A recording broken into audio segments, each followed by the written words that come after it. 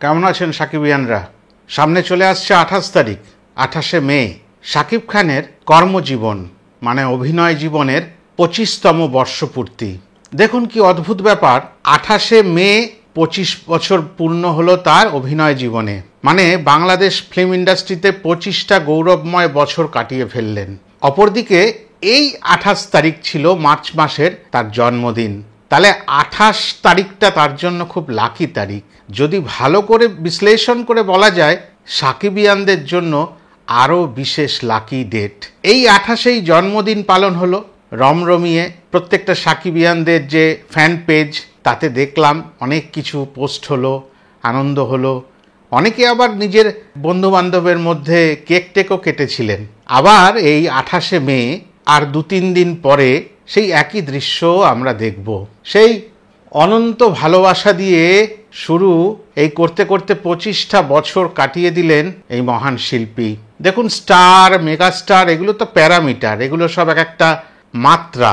আমরা যদি বলি গিয়ে 1 কেজি আলু দিন, 2 কেজি মাছ দিন, ইলিশ মাছ, তাহলে যেরকম একটা মাপকাঠি হয় সেরকম একটা মানদণ্ড মাত্র স্টার, সুপারস্টার, মেগাস্টার।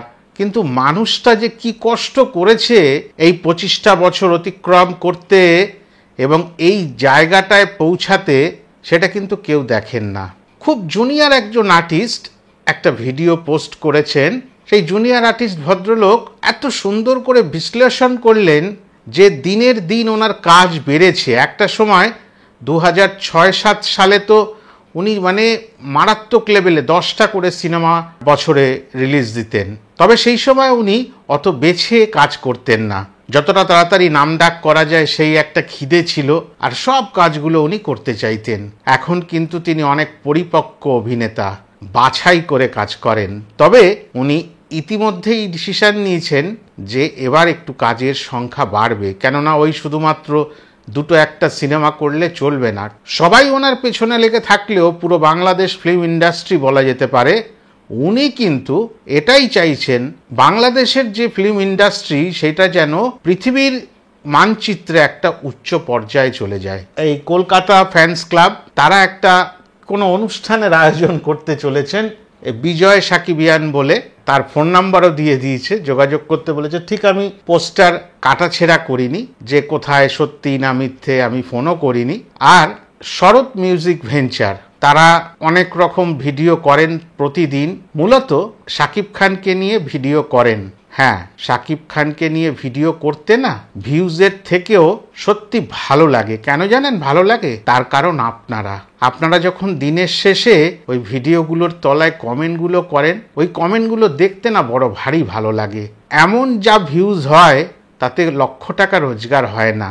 সেই জন্য যারা কন্টেন্ট ক্রিয়েটার হয়তো অনেক কথা বলেন, কিন্তু আমাদের ভালো লাগা, আমরা যে কষ্ট করে ভিডিওগুলো করি, বা শরৎ মিউজিক ভেঞ্চার তারা হাজব্যান্ড অ্যান্ড ওয়াইফ দুজনের প্রচেষ্টায় যে ভিডিওগুলো করেন, সে ভিডিওগুলোর পিছনে যে পরিশ্রম থাকে, সে আন্দাজে এমন কিছু উপার্জন হয় না যেটা আমরা বলতে পারি যে অনেক টাকা রোজগার করে ফেললেন ওনারা শাকিব খানের নাম নিয়ে। আজকেও আমাকে কেউ লিখে পাঠিয়েছেন যে আপনারা তো শাকিব খান নাম জপ করেন ভিউজ কামাবার জন্য।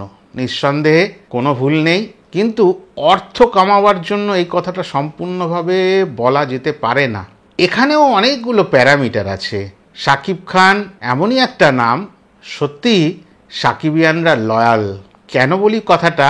শাকিব খানের ভিডিও আমি সকাল 9টা থেকে শুরু করে রাত্রি 2টোয় পোস্ট করে দেখেছি। সাকিবিয়ানরা দেখেন, সাকিবিয়ানরা যে মানুষটা কাজ করছেন তার যোগ্য সমাদর করতে জানেন, এইটাই প্রাপ্তি। যাই হোক, এটা অন্য কথা, চলে গেলাম। মনে হলো কোনোদিন তো বলি না, খুব অল্প সময় আমি এই কাজ করছি, তবে আজকে একটু বলেই ফেললাম। অনেক জায়গায় অনেক লেখালেখি দেখি, আমি প্রতিবাদী নই, আমি কাউকে নিন্দা চর্চা করতে জানি না, পারি না। আমার কাছে সবাই ভালো। প্রত্যেকটা কন্টেন্ট ক্রিয়েটারের ভিডিও দেখার চেষ্টা করি, শিখতে চেষ্টা করি। প্রত্যেকেই অলমোস্ট আমার থেকে বয়সে ছোট, কিন্তু আমি তাদের থেকে শিখি কিভাবে কথা বলতে হয়, কিভাবে মানুষের মন জয় করতে হয়। তবে একটা জিনিস শিখতে পারছি না, কিভাবে লেটেস্ট খবর সংগ্রহ করতে হয়। শিখে যাব, কোনো জিনিসই শিখতে চাইলে অধরা থাকে না। তবে 28শে মে শাকিব খানের জীবনের যেরকম বড়দিন, আমাদের মতন মানুষদের আর সাকিবিয়ানদের জন্য একটা বিশাল দিন। ওটাও একটা ঈদ, ওটাও একটা বড়দিন, ওটাও একটা দুর্গাপুজোর অষ্টমী। তাই সবাই আমরা আনন্দ করব নিজের মতো করে। তবে চেষ্টা করব শরৎ মিউজিক ভেঞ্চারের সঙ্গে যোগাযোগ করে, যদি আমার যেটা নিজস্ব কাজ, যেটা আমার ব্যবসা ফটোগ্রাফির, তার কোনো ব্যস্ততা না থাকে, তাহলে তারা যে অনুষ্ঠান করবেন সেখানে আমার যাওয়ার খুব ইচ্ছা রইল। এইটাই আজকে বলার ছিল। আশা করি ছোট্ট ভিডিওটা আপনাদের ভালো লাগলো। লাইক, কমেন্ট, শেয়ার করে আমার পাশে দাঁড়াবেন। আমি বারবার বলি, শেয়ারটা মাস্ট। আর যদি আমার চ্যানেলটা এখনও সাবস্ক্রাইব করা না থাকে, দয়া করে সাবস্ক্রাইব করে নেবেন। আবার পরের ভিডিওতে দেখা হচ্ছে। নমস্কার।